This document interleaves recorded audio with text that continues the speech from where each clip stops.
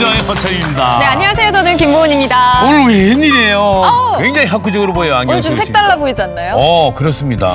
근데 오늘 무슨 얘기 하시려고? 오늘 우리 몸 중에서 여러분도 궁금한 거 많지 않으세요? 뭐가 궁금한 게 많아요? 저는 뇌요. 네. 뇌. 뇌에 그렇습니다. 대해서, 네. 이 우리가 사람이 보고 듣고 말하고 있는 모든 것이 뇌 안에서 이루어지는 거거든요. 그죠? 네, 맞아요. 그런 뇌에 관한 얘기예요? 맞습니다. 뇌 생각의 출현이란 책의 저자이시자 또 뇌과학 전문가이신 박문호 박사님 모셔보겠습니다. 이야, 어려운 시간 하셨네요. 예. 안녕하세요. 아유, 반갑습니다. 네. 1,400g의 우주, 현대과학의 미개척 분야 뇌. 최근 우리 사회에서 뇌의 비밀을 과학적으로 밝히는 뇌과학에 대한 관심이 뜨겁습니다. 인간의 능력을 개발하고 삶의 질을 좌우하는 핵심 요소로 뇌에 주목하고 있는데요. 이러한 뇌과학 열풍의 중심에 박문호 박사가 있습니다. 한국전자통신연구원의 책임 연구원인 그는 독서를 통해 뇌과학, 천체물리학, 양자역학에 대한 방대한 지식을 체계화해 우주와 자연, 뇌를 주제로 강연해 큰 반향을 일으켜왔는데요. 지난 2009년엔 그가 뇌과학에 대해 알기 쉽게 풀어쓴 뇌 생각의 출현이 발표되자마자 베스트셀러에 오르며 큰 사랑을 받았습니다. 우리의 상상력을 자극하는 질문들을 가지고 뇌과학과 자연과학, 인문학 간 통섭의 의미를 재발견시켜주는 박문호 박사. 그와 함께 미지의 세계, 뇌 속으로 탐험을 떠나봅니다.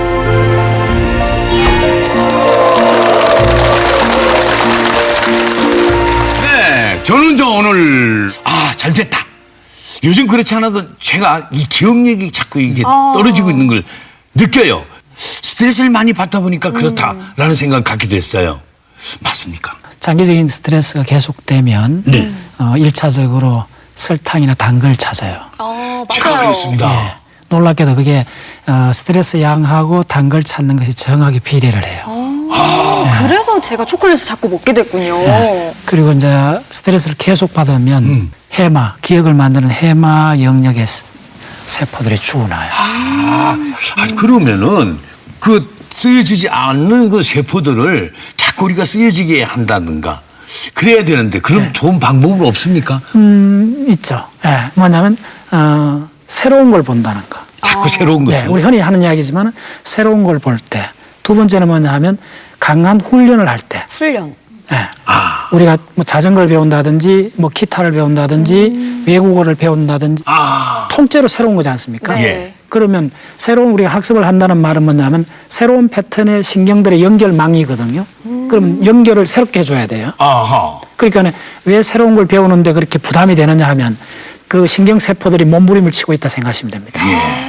그러면서 이제 자극을 주면서 그렇죠. 더 많이 늘려갈 수가 있고. 자꾸 쓰여지게 네. 한다는 그렇죠. 거죠. 저는 한 가지 또 궁금한 게 머리 큰 사람이 똑똑하다. 일반적으로 이렇게 많이 생각을 하는데 진짜 이게 맞는지 너무 궁금했어요. 대부분 이제 브레인 크기는 그 몸집 하고 관련이 있어요. 예. 몸집이 큰 동물은 커요. 근데 뭐 이제 코끼리 같은 경우에 그렇죠. 뭐. 상당히 큽니다. 예. 근데 이제 결국은 브레인에서 크기보다 그 안에 그 신경세포들 사이의 연결, 얼마나 많이 연결되어 있는가가 더 중요해요. 굉장히 관심을 갖게 하는 부분이 어떻게 참 머리 좋은 아이로 만들까? 네. 예. 가장 많이 받는 질문인데, 네. 예. 감성을 풍부하게 해야 돼요. 감성이요? 그 감성을 담당하는 대뇌 변연계, 네. 그게 기억을 만드는 영역하고 오버랩이 돼 있어요. 그래서 기억이라는 현상하고 감정이라는 현상이 동전의 양면 같은 거예요. 거의 동일한 비슷한 영역에서 만들어지기 때문에 그래서 학습은 기억력이 좋아야 되지 않습니까? 그렇죠. 기억력을 좋게 하시려면 감정을 풍부하게 해야 돼요. 감정을. 그래서 조금 더 짚고 넘어가고 싶은 것이 우리 인간의 그 현상은 그 대부분 중독으로 설명할 수가 있습니다. 그래서 가장 그 심한 중독이 뭐냐 하면 예를 들면 알코올 중독, 네. 그 다음에 설탕 중독이 있습니다. 설탕. 예. 그 다음에 사실은 감정 중독이 더 큽니다. 어. 그 감정 중독은 그러니까 좋아하는 사람들하고 헤어지긴 하면 그 허하고 온동안 못 견뎌 하잖아요. 그게 뭐냐면 어떤 사람을 만났을 때 그 사람하고 호응을 하면서 주고받는 것이 인체 시스템 전체로 봤을 때는 케미칼적인 현상이거든요. 그러면 어떤 특정한 사람을 만나서 정서적 교감을 하게 되면 그에 유사한 어떤 이 케미칼적인 흐름이 생길 거 아닙니까? 네. 근데 그 사람이 사라지면 그 케미칼을 그리워하게 되는 거죠. 그래서 허하라는 감정이 또 생기게 되는 거군요. 벌써부터 참 호기심이 많이 생기게 되는데 이 뇌에 대해서 많은 사람들이 궁금해하고 하실 것 같아요. 왜 관심을 가지게 되는지에 대해서 혹시 생각해 보신 적 있으신가요? 그 대부분 자연과학은 반도체나 뭐 물리학이나 이런 거는 그 전문 분야에 많이 국한돼 있지 않습니까? 네. 그다음에 산업적으로 곧장 가는데 이 뇌과학은 일반 모든 사람이 알고 싶어하는 분야거든요. 그래서 예를 들면 자동차는 수리하는 사람하고 운전사가 따로 있어도 되잖아요. 내가 네. 엔진 구조를 몰라도 되잖아요. 그렇죠. 근데 브레인은 그렇지가 않은 거죠. 브레인은 물론 브레인 구조를 몰라도 살아갈 수는 있는데 수리하는 사람하고 살아갈 수는 있죠. 그렇죠. 예. 수리하는 사람하고 운전하는 사람이 동일한 실체거든요. 그렇죠. 브레인은. 그래서 내가 브레인 구조를 아는 순간 내 행동이 바뀌는 거죠. 통제도 할 수 있고. 그래서 이게 다른 분야가 좀 달라요. 그래서 강하게 여러 분야 있는데 가장 일반인들한테 실질적 영향을 미치는 분야는 뇌과학입니다. 뉴로사이언스, 뇌과학이요. 다양한 사람들 있지 않습니까? 네. 그렇게 다양한 사람들을 이해하는 방법이 여러 가지 있을 수 있는데 브레인의 그 감정이 어떻게 형성이 되고 느낌이 만들어지고 그 사람의 말하는 어투가 어떻게 형성되는가를 브레인을 이렇게 공부하면 어느 정도 짐작을 할 수가 있어요. 더 궁금해져요. 이 뇌의 구조에 대해서 박사님께서 캘린더를 통해서 좀 설명을 해주신다고 하셨는데 예, 구조를 좀 그림을 보면서 설명해 주시면 더 제가 이해가 쉬울 것 좀 같아요. 준비해 왔는데 네. 그러니까 우리 인간 브레인 자체를 봐서는 알기가 상당히 어려워요. 그래서 제가 하는 공부 방법은 물고기에서부터 인간까지 지나가 길게 한 5억 년쯤 되거든요. 그래서 5억 년 동안 물고기에서부터 파충류, 조류, 포유동물로 오기 모든 단계의 브레인들을 보면 명확해질 때가 많아요. 이걸 말씀드리면 쥐하고 고양이하고 사람의 브레인이거든요. 네. 네. 보시면 요거 색깔로 칠해진 것은 1차 감각입니다. 시각, 청각, 체감각.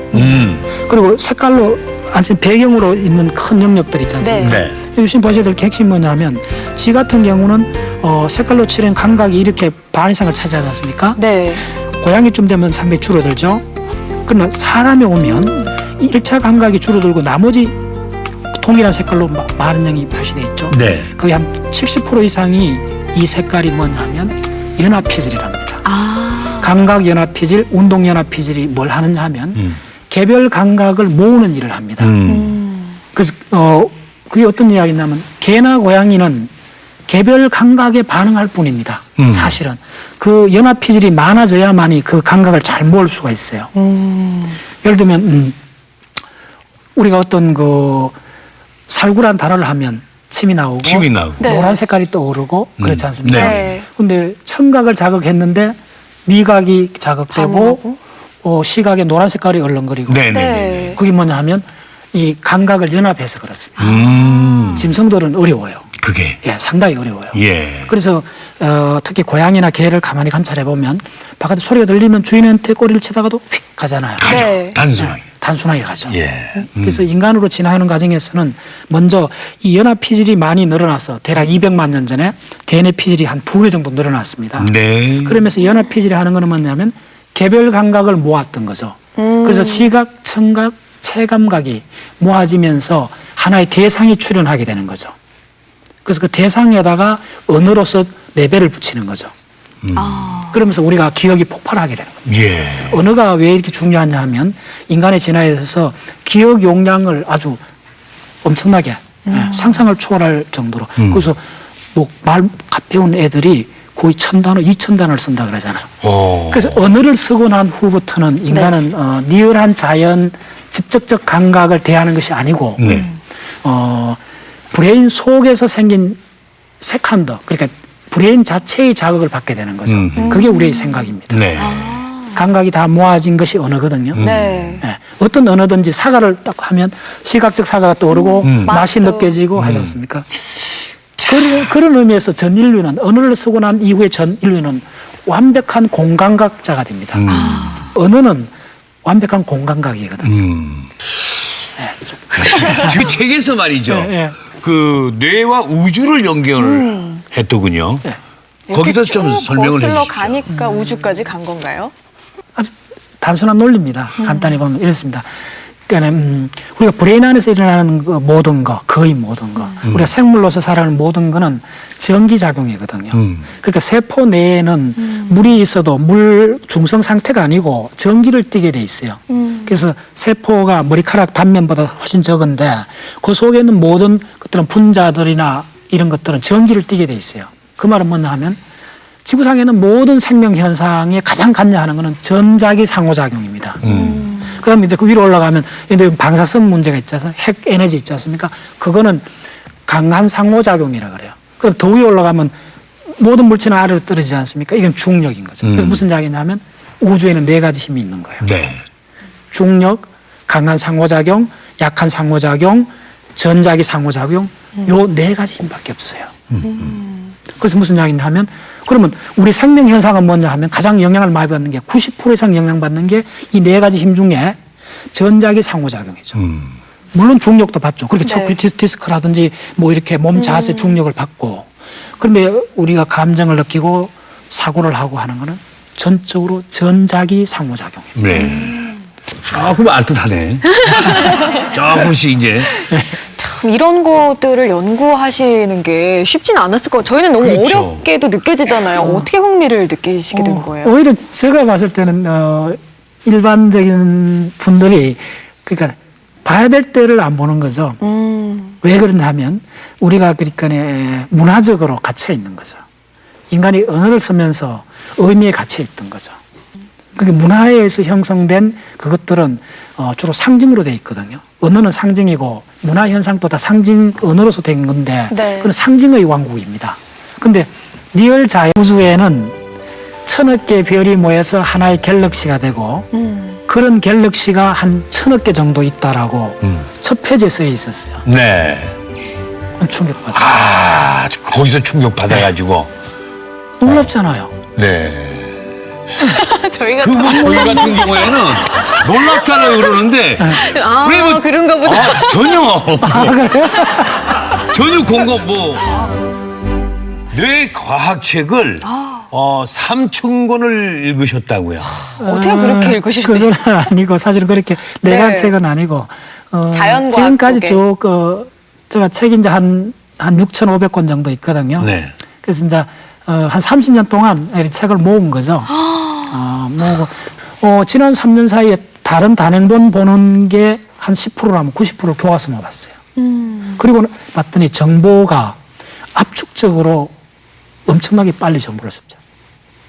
자연과학 교과서는 국내 웬만한 자연과학 교과서는 제가 다 갖고 있어요. 엄청나게 이게 장소들이 쫙 준비하겠네요. 궁금하시죠, 여러분? 그렇죠. 아니, 댁에 가보면은 서재에 꽉 차 있다고 하는데 저희가 일단 영상을 한번 준비해 봤거든요. 네. 얼마나 많은 책을 정말 가지고 계신지, 보고 계신지 화면으로 만나보겠습니다. 대전시 신성동. 이곳에 박문호 박사의 집이 예, 있습니다. 어서 오세요. 예, 반갑습니다. 예, 들었어요? 예, 예. 이쪽은 주로 뭐 단행본들이죠. 단행본들. 소문대로 집안은 거실부터 복도, 예. 심지어는 안방에 이르기까지 책들로 가득한데요. 이쪽은 제가 이제 뭐 한 지난 5년 동안 공부 주로 했던 책들인데 박문호 박사의 손때가 묻은 책들 대략 몇 권이나 될까요? 한 2년 전인가 보니까 한 6,000권 좀 되는데 한 6,500권 좀 될 거야 아마. 왜냐하면 지난 15년간을 매년 그 300만에서 400만 원 책값을 그렇게 책을 산 게 한 15년 됐거든. 부엌도 예외일 수 없습니다. 손 닿는 거리, 틈이 있는 곳이라면 어디든 책들이 차지하고 있는데요. 그냥 익숙해요, 이 공간이. 저도 또 좋아하고. 가구가 필요한데 또 없이 이렇게 지내다 보니까 괜찮아요. 예. 그런데 한눈에 봐도 어려운 책들이 많습니다. 물리학에서 양자역학, 미생물학 등등 이곳의 책들은 70%가 자연과학 책들이고요. 이들 중 대부분은 대학의 전공 서적들인데요. 도대체 우리가 지구상에서 이 인간으로 존재한다는 것이 도대체 어떤 의미인가가 궁금한 거잖아. 그래서 그 전체 과정을 자연과학 한 20개 분야의 자연과학을 동원해서 한번 공부를 해보겠다는 거죠. 박문호 박사는 평소 자연과학보다는 인문학 책을 많이 찾는 풍토에도 안타까움을 느꼈습니다. 엄밀한 과학의 눈으로 우주를 바라보고 사고한다면 융합의 시대에 세계를 보다 조화롭게 성찰할 수 있다고 믿기 때문이죠.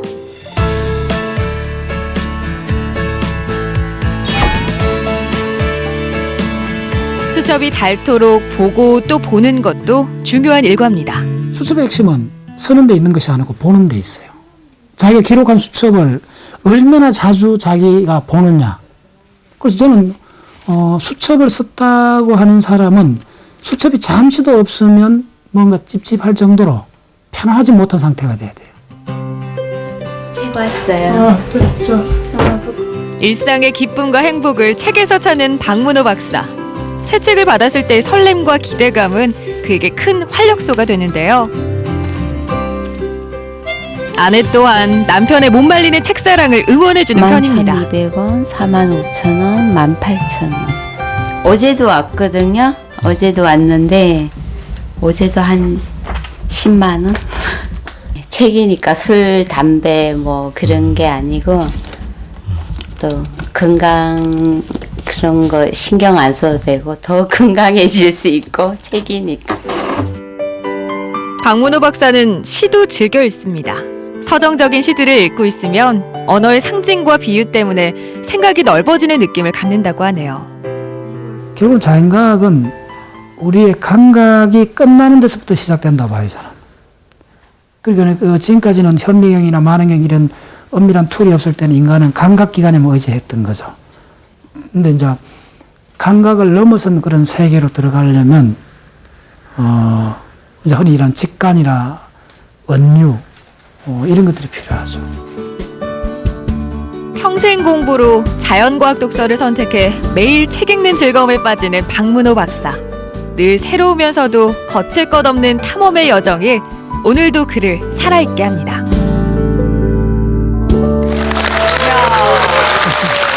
야, 책이 뭐 방대한 책인데 빼곡하게 정말 책이 네. 너무 많은데 정말 언제 다 읽으세요, 저 책을? 몇 시쯤 뭐 일찍 자니까. 예. 일찍 주무시면 몇 시에 기상하세요? 뭐 9시 자니까. 9시에 주무세요. 한 3, 4시에 기상하시겠네요. 뭐 그럴 때도 있고. 네. 그렇죠. 저하고 비슷하네요. 아, 그렇습니까? 네, 좋습니다. 그때부터 책 읽으시는 거예요? 선생님 같이 그렇게 새벽에 일어나시면 네. 한 달만 그러니까 그 시험 삼아 재미 삼아 네. 브레인이든 가장 어려운 거 뭐 양자역학이든지 주기율표든지 가장 어려운 걸 딱 하나를 정하고 어떻게 한번 도전해볼 계획 있으세요? 진짜 학교 다닐 때도 머리 쥐났던 얘기거든요. 그거. 됩니다. 예? 됩니다. 된답니다. 그러니까 그런 어려운 거 있잖아요. 탁 잡잖아요. 그럼 쫙 펼치잖아요. 네. 이게 다 바로 잡으러 들어가거든요. 5분, 10분만 있으면 네. 그렇죠. 아, 대부분 사람들이 어른인 경우에 전문가가 될 수 있어요. 의외로 수고해요. 예를 들면 이런 거죠. 그거는 이 몰입의 법칙이 3가지가 있는데 첫 번째 뭐냐면 명확한 목표를 세워야 돼요. 그래서 목표 무조건 책을 산다. 그래 일주일에 한 번 서점에 가서 책을 산다. 제가 30년 동안 했는 거거든요. 네. 서점에 책을 산다. 그 다음에 그 책을 아주 그 좋은 나무로 된 책꽂이를 네. 클 필요 없어요. 한 100권 정도 넣을 수 있는 책꽂이를 아주 좋게 목획류로 만들어서 네. 집에서 가장 정갈한 곳에 책꽂이를 두고 일주일마다 사는 책을 갖다 꽂기만 하는 거예요. 이 독서법의 예. 시작입니다. 예. 너무 신기해요. 보면 안 돼요, 책을 그때는. 보면 안 돼요? 예. 그리고 단지 매일 아침 일어나갖고 의례적으로 그 책을 꺼내서 가장 깨끗한 수건으로 그 책을 닦습니다. 애 키우는 것도 아니고 뭐죠, 이거 이거는? 있어요? 지금 몰입을 들어가는 길입니다. 예. 그러면 이거 읽고 싶죠. 그래도 읽으면 안 돼요, 그때는. 아, 읽지 마십시오. 네. 그냥 닦아만 주세요. 닦아만 돼요. 네. 근데 뭔가 빠져드는 것 같아요. 이거 지금. 비싼 책이야. 아, 이거 사실 처칠이 했던 이야기요. 아, 처칠이. 그렇군요. 예, 처칠이 어떻게 독서에 들어가느냐. 그분도 굉장히 세계적 독서가잖아요. 네. 처칠이 닭한주다. 집에서 가장 깨끗한 곳에 딱 책꽂이를 두고 네. 책을 꼽는 거예요. 그럼 일주일, 한 달, 석 달만 지나면 책이 쌓이는 게 보이잖아요. 네. 눈으로 바뀌어갈 때 우리가 변화가 돼요. 그때까지 안 봐도 돼요. 자기가 모르게. 예. 그러면서 종교의식을 행하면 돼요. 매일 아침에 일어나서 맨 처음에 하는 일을 책을 닦는 걸로 시작을 하는 거예요. 그러면서 마음속으로 내가 언젠가는 이 책에 있는 내용을 다 이해할 날이 올 거다. 그리고 그 다음 되면 책이 말을 붙여와요. 나 좀 봐줘요. 그렇죠. 이렇게 해서 습관이 안 바뀐 사람이 있으면 제가 네. 책 하나 더 사주세요. 네, 할 수 있어요. 그래서 자기가 살고 있는 공간 전체를 책으로 에워 사버리는 거예요. 그렇습니다. 다른 거 아무도 못 보게 네. 책으로 에워 사고 거기서 감옥에 들어가는 거예요. 그래서 왜 감옥에서 넬슨 만델라나 우리 김대중 대통령 같은 그런 분들이 왜 감옥에서 그렇게 되느냐 하면요. 바로 그겁니다. 아마 역설적이긴 하지만은 가장 좋은 공부하는 거. 근데 아무 책이나 채울 수는 없잖아요. 어떤 예. 책을 선정하는 게 좋아요? 맞습니다. 거기 두 단계 있는데 네. 저도 이제 처음에 그 대학부터는 그 단행본을 그냥 랜덤하게 내가 좋아하는 책, 불교 책이나 철학 책 다 읽어봤어요. 네. 읽다가 유학 갔다 와서부터는 딱 계산을 해보니까요. 내가 이렇게 아무거나 이렇게 안 되겠다. 진짜 그 죽기 전에 이렇게 해야 되는 걸 계속 역사를 해봤더니 지금부터 독서를 계획적으로 해야 되겠다. 그렇게 하면서 이제 자연과학 쪽으로 이제 올인했었죠. 길을 잡고. 네. 네. 창의성은 뭐냐면 간단히 정의를 내릴 수가 있어요. 기존의 방식이 작용하지 않는 거잖아요. 해결 못 하잖아요. 기존의 방식대로 해결 못 했다는 말은 뭐냐 하면 그 사람의 기억을 지금 들어오는 이 문제를 해결하기 위해서 그 조합하는 방식이 옛날 방식으로 했더니 안 된다는 그 말이에요. 설 수 있는 거는 기억밖에 없어요, 일단. 네. 그렇죠. 근데 달라지는 거는 뭐냐 하면 문제를 못 풀었다는 말은 뭐냐면 기억의 조합이 옛날 방식으로 했더니 동작하지 않은 거예요. 지금 문제에 대해서. 그럼 어떻게 되죠? 기억을 새롭고 독특하게 조합을 해야 돼요. 그 독특하고 방법은 새롭게. 어떻게 하면 되느냐 하면 기억 자체가 새롭고 정확한 기억, 검증된 기억을 많이 갖고 있어야 되죠. 그런 것들 거리들이 많아요. 연결돼서 새로운 게 나오고. 그런데 처음엔 우리가 그 근접을 하기가 어렵잖아요. 그죠? 근데 이게 쉽게 우리가 기억하고 배우려면 학습 효과를 가지려면은 쉽게 출발해야 되잖아요. 일단 재미를 느껴야 되니까. 재미를 느껴야 네. 되죠. 새로운 방법이 있어요. 뭐냐면 통째로 자연과학을 들어올 때 통째로 암기를 해버리면 돼요. 그건 왜냐하면 이건 비근한 예입니다. 우리 회원들이 이제 그 방법을 해서 많이 확 바뀌어지거든요. 아니 어려운 것도 출발합니까? 그래서 어렵기 때문에 할 수 있어요. 자, 예를 들면 오늘 신문에 보니까 그분이 영어를 굉장히 잘하고 지금 80대 분입니다. 그분이 어떻게 해서 그렇게 잘했나고 영어를 잘했나고 근데 고등학교 시절인가 우연히 자기 굉장히 두꺼운 영어로 된 소설책을 만나게 됐대요. 근데 우연히 자기가 한번 아주 용기가 생겨갖고 그 책을 끝까지 한번 다 읽어봤대요. 네. 예. 그런 경우 있어요. 혹시 이제 그래서 그 책을 끝까지 두꺼운 영어로 된 소설책을 애를 쓰면서 한 권을 다 독파를 하고 나니까네 영어가 겁이 안 나더라는 거예요. 그거로부터 거기로 갔다는 거예요. 어려운 걸 한번 하고 나니까. 그래서 어떻게 해야 되느냐 하면요. 한 번은 그냥 딱 정통으로 가장 어려운 걸 피해가지 말고 그냥 애누리 없이 네. 그대로 해버리면 돼요. 그럼 그거 한 달이면 돼요. 그걸 안 하면 10년 가도 안 바뀌어요. 한 번은 뭔가 어려운 그렇죠. 거를 도전을 해봐야 되는군요. 마라톤 풀코스 한번 뛰어본 사람은 그다음부터는 자신이 생기잖아요. 동일해요. 부모들은 아이들에게 네. 아주 쉬운 것부터 가르쳐야 하나요? 아주 어려운 것부터 시작해요. 그거는 조금 다릅니다. 어린애들은 초등학생들은 쉬운 걸 가르쳐야 돼요. 쉬운 거. 왜냐하면 초등학생 때 어렵게 가르치면 이쪽에서 거부 반응이 일어나요. 그래서 우리가 어른 된 사람들 제가 이렇게 강의를 하다 보면 만나보면 수학을 싫어하는 사람들 예를 들면 내 중학교 때 수학 선생님이 어렵게 해갖고 그때부터 고등학교 때 어느 선생님이 그래갖고 어렵게 해갖고 다시 안 봤다. 그런 사람들이 굉장히 많더라고요. 그래서 어른이 되기 전하고 학습을 방법을 달리 해야 된다는 거 말씀드립니다. 아, 어른들은 어른들. 좀 어려운 것부터 시작을 그렇죠. 하게 하고 그럼. 아이들은 쉬운 것부터. 왜냐하면 어른이 되면 우리가 본질적으로 추상적 사고를 많이 하지 않습니까? 네. 예를 들면 뭐 정치 이야기나 종교 이야기는 다 추상적 사고거든요. 어. 그런 브레인 능력은 월등히 돼 있는데 네. 그 능력을 안 쓰는 거죠, 어른들은. 그렇기 때문에 어른들한테는 이 자연과학 학습법은 가장 어려운 걸 아주 독하게 훈련식으로 팍 들어가게. 예를 들면요. 우리 이제 많은 걸 해봤는데 브레인 그 전체 연결도가 있어요. 그게 굉장히 복잡하거든요. 네. 네. 그걸 의대생들도 다 따라가기 어렵습니다. 그걸 이해를 하려면 아마 5년이 걸릴 수 있어요. 5년이요? 예. 근데 그걸 그 도표에 나오는 브레인 용어가 한 100개 정도 됩니다. 예. 그게 전부 다 연결되어 있는데 그걸 암기하는데 일주일 만에 돼요. 일주일만. 그래서 우리 회원이 벌써 5명이 그 복잡한 도표를 네. 5명이 다 암기했어요. 뜻도 좁지만 모르고 외우기만 네. 하는 거예요? 그렇죠. 바로 그게 핵심입니다. 대부분 왜 못하느냐 하면 먼저 이해해야만이 내가 안다고 생각하는 거죠. 네. 근데 제가 봤더니 그게 아니고 기억을 먼저 하고 나면 그 다음에 저장을 하고? 그렇죠. 아, 여기에. 저장을 하고 나면 네. 이 저장된 걸 이쪽에서 불러와서 서로 연결을 연결을 시키고. 하는 과정에서 의미라는 깊이가 생기는 겁니다. 어른들은 저항이 있어요. 견딜 수가 있어요. 네. 그 브레인이 그러니까 그 추상적 고급 사고를 할 수 있게 돼 있어요. 네. 그런데 들어오는 정보가 고급적인 정보를 안 받아들였던 거죠. 왜냐하면 일상의 직업에 매몰돼 버렸던 거죠. 그렇죠. 그래서 능력은 다 돼 있는데 네. 그 고급 의학 지식이나 양자역학이나 수학을 공부할 마음을 안 냈던 거죠. 왜냐하면 그 사람들의 일상은 직업이 굉장히 중요하기 때문에 직업 이외의 시간을 할당을 할 수가 없었던 거죠. 맞아요. 단지 그 이유입니다. 제가 봤을 때는.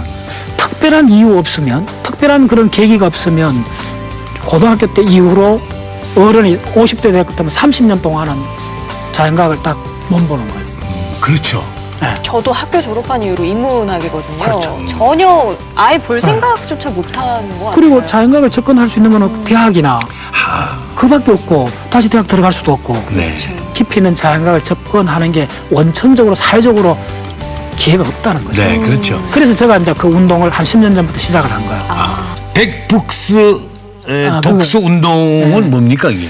제가 이제 초기에 2003년부터 한 1년 전까지 이제 백북서 그 공동 운영위원장을 한 3년을 했어요. 뭐 100권을 읽으라는 100권의 책을 읽은 그 운동이었고 네. 지금은 제가 이제 그 모임에서 이제 독립해서 따로. 자연과학만 네. 자연과학만 하는 것이 지금 좋다. 박문호 자연과학 세상으로 해서 저 이름을 걸고 네. 저 회원이 한 1,800명 정도 있고 좀 뭐 전국에서 다 이렇게 오신다면서요? 그렇죠. 대전 지역뿐만이 아니라. 근데 기존에 물론 좀 운동들은 있었는데 그 운동들이 대부분 사람들이 과학이 어렵다는 편견을 갖고 있어요. 네. 그러니까 대부분 방송이나 모든 데서 요구하는 게 쉽게 이야기하는 거예요. 재미있게. 재밌게. 그 소화력이 이해라는 소화력이 약해진 거죠. 네. 그러니까 뭐 그건 처방이 맞죠. 이해력이 약해지면 위장이 약하면 죽을 줘야 되잖아요. 그렇죠. 죽처럼 소화가 잘 되는 걸 줘야 되잖아요. 네. 그걸 죽을 준 거예요. 그래서 다 풀어서 쉽고 재밌게 쓴 책을 제공한 거예요. 그러면 어떻게 되냐? 죽만 계속 묻게 된 거예요. 그렇죠. 그러면 전 국민이 위장이 과학을 이해하는 그 위장 소화력이 계속 죽만 먹어갖고 형편없이 돼버린 거예요. 그래서 과학 운동에서도 모토가 지금까지 뭐냐면 과학의 대중화였거든요. 곤충 채집, 식물 도감 같은 걸 과학이라 생각을 했던 거죠, 전부 다. 어떻게 되느냐 하면 나중에 누가 어려운 걸 책을 내도 안 보는 거죠. 그래서 한 가지 거의 법칙에 가까운 거는 자연과학이 어려운 책은 거의 절판이 돼요. 나온 지 2, 3년 만에 안 팔려요. 2,000부도 안 팔리고 사라져버려요. 아예 그러니까 일반인들은 점점 과학의 고급 지식을 만날 확률이 점점 줄어들어 버린 거예요. 빈곤의 악순환에 빠지고 정확히 악순환에 빠진 거예요. 그러다 보니까 신화가 생긴 거예요. 과학은 어렵다는 신화가 생긴 거예요. 네. 그러면 우리가 솔직히 손을 놓고 생각했을 때 30년 동안 과학책 제대로 된 과학 교과서 한 번 안 보고 과학을 어렵다는 게 형편에 맞나요? 네. 정직하지 않잖아요. 좀 그렇죠. 찔리네요. 예. 그렇게 매일 주말 연속극만 보고 매일 그런 거 보고 과학이 어렵다 하는 거는 이거는 경우에 없는 이야기라는 거죠. 제가 네. 봤을 때는 쉽게 이야기하라는 거는 저는 과학에 반대된다 봐요. 참 그러니까 네. 처음부터 너무 쉽게 근접하려고 하는 그렇죠. 준비가 안 된다. 언젠가는 한번 죽을 주지 말고 딱딱한 음식을 제공해줘야 네. 어려운 것부터 시작을. 그래서 어려운 것부터. 한번 좀 도전을 해봐야겠다 이런 의욕도 우리 좀 우리 생기고. 회원들이 대부분 그런 분들, 우리 회원들이 사실은 대학생은 거의 없어요. 드물어요. 30대 중반부터 60대 중반까지입니다. 주축이 40대 후반이 많은데 그분들이 채워지지 않는 부분이 있어서 저한테 우리 모임에 오는 거예요. 그리고 나면 그 사람들이 스스로 알아요. 브레인 이쪽에 다른 기억들이 많지 않습니까? 그때쯤 되면 그 기억들하고 자연과학이 딱 들어오면 그 기억들하고 링크를 하면서 세상을 급격하게 다시 보기 시작해요. 보는 눈도 달라질 수 달라져요. 있고. 일요일 한낮 서울의 한 사무실에 각양각색의 사람들이 모여 공부를 하고 있습니다. 이들은 자연과학 학습 모임인 박문호와 자연과학 세상의 회원들. 리스만 도표가 암기한 사람들도 기억하는 레벨에서 이게 다 통과를 해야 돼요. 속붙임이 가르침이 박문호 박사의 강의를 통해 자연과학 관련 학문을 공부하고 있는데요. 오늘은 천문우주 뇌과학 분야에 관해 62번째 강의가 이어지는 중입니다. 힘들어요. 사실 지금 제가 이해하고 있는 내용 거의 없어요. 거의 없는데 그 용어 같은 거를 그냥 많이 들어두고 그러려고 하고 있거든요. 이런 수업을 평소에 어디서 들을 수 없다고 생각하니까 더 열심히 듣게 되는 것 같아요. 이번엔 회원들이 수업 내용을 발표하는 시간입니다. 오늘의 도전 과제는 리스만 도표. 뇌의 생김새와 흐름을 도표로 정리한 건데 용어도 어렵고 복잡하게 이를 데 없습니다.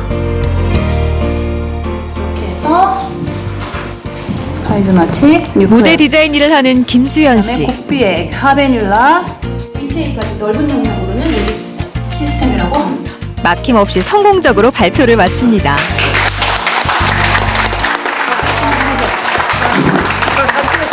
순서화랑 대칭화는 제가 어느 정도 이해가 됐는데 배경화가 없으니까 그거 이제 화살표 루트 정하는 게 오래 걸리더라고요. 근데 그거 하고 나서 이제 보면 이제 거기 있는 단어는 일단 알고 있으니까 제가 이제 뇌과학에 대한 언어는 이제 익힌 거잖아요. 그 다음부터 이제 말하는 연습을 할 수 있게 될 것 같습니다.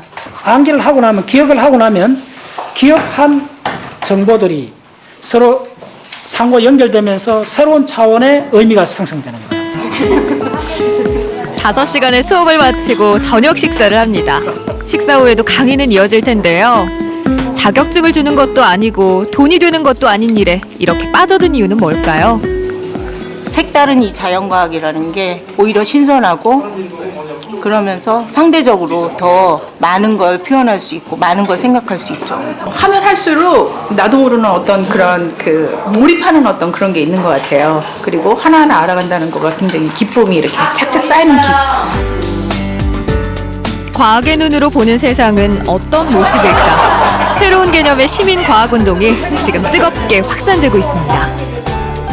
그 공부를 정말 빠른 시간 내에 더 깊이 들어갈 수 있는 방법을 제시해주고 더 나아가서 모든 일반 사람들에게 정말 박사님, 제2의 박사님으로 만들려고 하는 그 의도와 그 생각이 너무 존경스럽고요.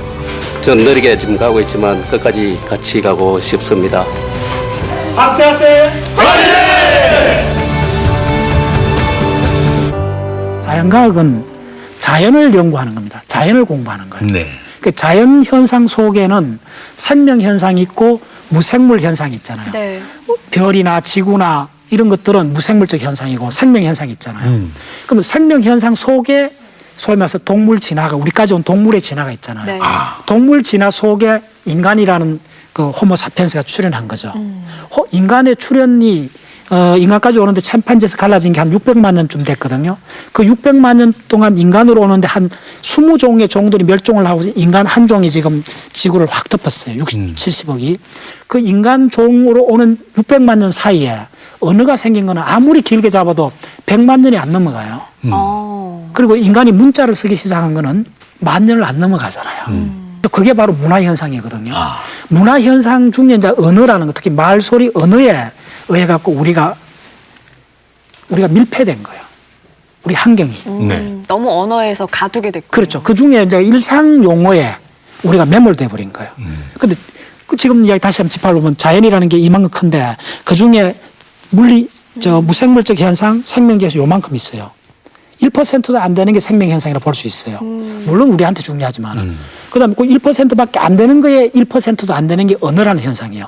근데 그 언어라는 현상이 우리를 다 덮어 사버린 거예요. 네. 그러다 보니까 자연이 안 보이는 거예요. 그래서 뭐냐 하면 저는 인문 예술 철학도 자연과학 속에 있는 한 종류의 자연과학인데 언어를 쓰는 자연과학이라고 보시면 돼요. 네. 그 어려운 거부터 암기해가지고 배워나가시는 분들. 예. 그분들 가운데서 앞에 몇 분이 계신데 예. 어떻게 시작했는지 좀 궁금하기도 해요. 네. 자연과학 세상이라고 모임의 한 회원분께서 지금 나와주셨어요. 그분을 모시고 또 얘기를 잠깐 나눠볼까 합니다. 그러죠. 네.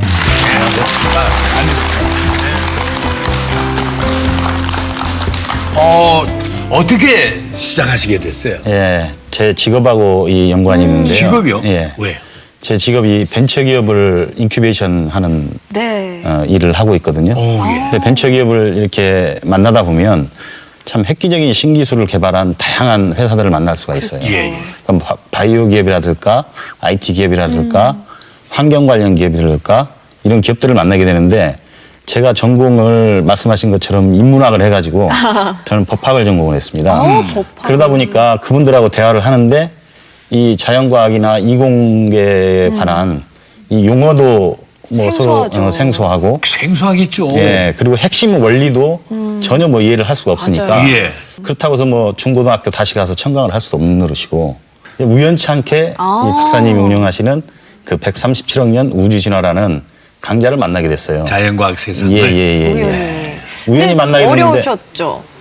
처음에는 어렵지 않으셨어요? 네, 어렵죠. 당연히 어려운데 그래서 첫날 갔는데 사실 그때 첫 강의가 그 137억 년 빅뱅부터 네. 오늘날까지 137억 년 우주가 이렇게 진화되어 온 역사를 단 하나의 도표하고 수식으로 전개를 해서 그 이벤트들을 쭉 설명을 하는데 그냥 첫 시간인데 이 온몸에 전율이 일더라고요. 전율이요? 예. 골치 아파서 문 닫고 나간 게 아니고. 아니, 문 닫고 나간 게 아니고요. 와. 예. 나라는 존재가 어디에서 생성돼서 어떻게 진화돼서 왔는지가 한눈앞에 딱 보이니까 그 뭐 전율을 안 할 수가 없는 거죠. 굉장히 흐뭇해 하시네요, 지금. 제가 이렇게 말씀하시니까. 아니, 뭐, 그 수학도 다시 이렇게 접하면 그 나이에는 예. 아유, 이거 새삼스레 수학까지 해야 되고. 내가 계산만 하면 되는데, 동계산만 하면 되는데. 저도 사실은 고등학교 때도 수학을 포기를 했었어요. 수학을 포기하고 사실 학력고사 때 한 번호에다 이렇게 다 찍고 그랬거든요. 근데 첫날 첫 시간에 그 연력학 1법칙이라는 법칙에서 수식을 쭉 방정식을 유도를 하는데 알아듣는 건 숫자하고 이상한 기호밖에 없었습니다. 그렇죠. 네, 근데 확실히 이게 나이가 들어서 그런지 그런 추상적 사고를 하니까 네. 수학이 쫓아가는 그 상위 추상적 개념들이 있더라고요. 그래서 그 개념을 쭉 쫓아가다 보니까 그게 너무 복잡한 것도 아니고 그러니까 수학적인 기술 테크닉은 사실은 잘 모르죠. 배우지 않았으니까. 근데 모르면서도 돼요? 네, 모르면서도 이거는 기술적으로는 이렇게 가는 거고 이 추상적 개념에 의해서 이렇게 유도를 해가는구나. 이런 정도는 충분히 이해를 할 수 있겠더라고요. 그래, 거기서 뭐 어떻게 변화된 게 있어요? 네. 뭘 배우셔가지고? 이제 그거를 이렇게 알고 나면 네. 용어뿐이 아니고 자연의 원리를 자체를 알고 있잖아요. 네. 그러면 모든 기업들이 기업의 어떤 기술의 혁신이나 새로운 부가가치 있는 그 제품들을 만들어내면은 그 핵심 원리를 다 이해할 수 있어요. 때에 따라서는 그분들이 직접 전공한 분들보다 더 핵심의 원리를 더 폭넓게 이해하는 제 모습을 발견을 했거든요. 이야, 보는 눈이 훨씬 커졌군요. 성공하기 위한 기업원으로서의 자질을 터득하기 위해서 시작한 거 아닙니까? 예. 그 분야는 사실은 너무 부수적으로 그냥 따라온 것 같고요. 정말 핵심적으로 이해한 거는 그 우주 진화의 역사를 쭉 보다 보면 인간이 지구에서 인간으로 특히 태어난 이 생명체로 태어난 게 네. 얼마나 신비롭고 행운이고 행복한 일인지 그러니까 매 순간 그 인간으로 태어나서 우주와 자연을 매 순간 느끼고 관찰하고 진짜 이렇게 감동을 느낄 수 있다는 게 신비롭고 경이롭고 네. 매 순간 그걸 느낍니다. 그러면 행복은 뭐 당연하게 따라오는 거고요. 저희 단체에 온 사람들이 그냥 우스개 이야기로 이거 뭐 신흥 종교 비슷한 거 아니냐 그렇게까지 이야기를 하는 사람들이 있어요. 과학인데 이게. 네, 맞아요. 사소한 그런 행복까지 예. 자연과학의 힘이 정말 대단하네요. 예. 제자분 말씀 들어보니까 앞으로 많은 분들이 좀 더 전파하고 배워야겠어요. 그렇죠? 고맙습니다. 예. 예. 나와주셔서 고맙습니다.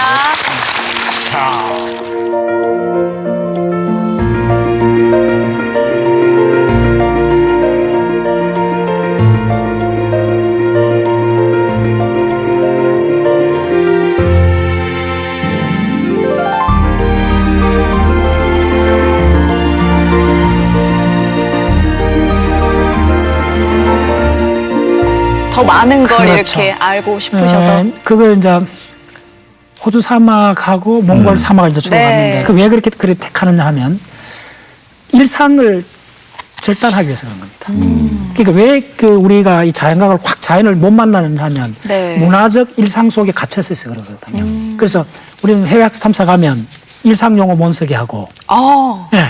그 다음에 그 천문학, 네. 지질학, 그러니까 말 그대로 입에 거품 물 정도로 공부를 해요. 그 공부를 하시면서 또 직접 눈으로 많이 보시잖아요. 특히 서호주에서 그 밤하늘을 가장 완벽하게 볼 수 있는 게 그쪽이라고 하셔서. 그렇죠. 내가 행성 지구에 있다는 걸 느끼죠. 우주에서 내 위치가 된 걸 한번 느껴보는 거죠. 실제로 호주 서부 사막에 가보면 네. 저녁 아마 8시쯤입니다. 사막의 저녁은 갑자기 엄습해와요. 덮쳐와요. 왜냐하면 공기가 굉장히 투명하기 때문에 이 방구 전체가 완전히 어둠으로 덮여버려요. 네. 한 30분 만에. 막 서둘러 갖고 컵라면을 끌려갖고 컵라면을 훌훌 먹고 있는데 어두워지니까 빨리 먹고 있는데 옆구리가 이상해. 네. 옆구리가 거잖아요. 또 봤더니 은하수가 여기까지 내려와 있네. 와. 전 너무 신기해요. 아니 진짜 영화 속에만 보던 그런 모습이 이렇게 딱 내가 체험을 하면은 그러고 나서는 정말 모든 게 달라 보일 것 같아요. 그러니까 어떤 문화적 단절을 느껴요. 부러워요. 컵라면이라는 지극히 우리 일상적인 일상. 거가 툭 돌아봤더니 바로 옆구리 옆에 은하수가 보이는 거예요. 이때 그 충격을 받는 거예요. 정말. 탐사할 때 같이 좀 갔으면 예, 좋습니다. 정말. 예. 야, 앞으로의 그 우리 박사님 꿈이 있으시다면 계속 해야죠. 무슨 이야기냐면 자연과학 한 5개 분야에 박사학위에 준하는 공부를 하고 싶어요. 만약에 50살 같으면 80까지 독서를 한다면 30년을 독서를 할 수 있지 않습니까? 그럼 코스웍이라고 해서 박사학위 코스웍이 5년이 안 걸립니다. 그래서 5개 분야를 30년 동안 박사학위에 준하는 공부를 할 수가 있어요. 네. 근데 그게 무슨 의미가 있느냐? 저 다른 건 별로 의미가 없어요. 다 사라지잖아요. 사라지기 전에 내가 이 행성 지구에 왜 왔는지 알고는 가야 되잖아요. 한번 이 땅에 사람으로 태어났으면 한번 큰 욕심을 한번 내보고 싶잖아요. 그 전체를 한번 알고 싶은. 네. 사람으로 태어났습니다. 큰 욕심을 한번 내요. 맞아요. 이 박사님 말씀대로 한다면은 우리 인생의 후반기가 참 멋지게 장식되지 않을까. 네. 좀 그렇게 생각이 드네요. 맞습니다. 그리고 이제 진짜 저도 자연과학에 더 눈을 좀 떠야겠다. 좀 더 관심을 가지고 공부해 봐야겠다. 이런 생각도 많이 들었습니다. 근데 보은 씨도 오늘 많이 공부했네요. 그러니까요. 조금 생각이 그래도 바뀌었어요. 그렇습니까? 네. 자, 오늘 허참의 토크 엔조이는 여기서 또 인사드릴까 합니다. 네. 오늘 귀한 시간 내주셔서 감사합니다. 고맙습니다. 네.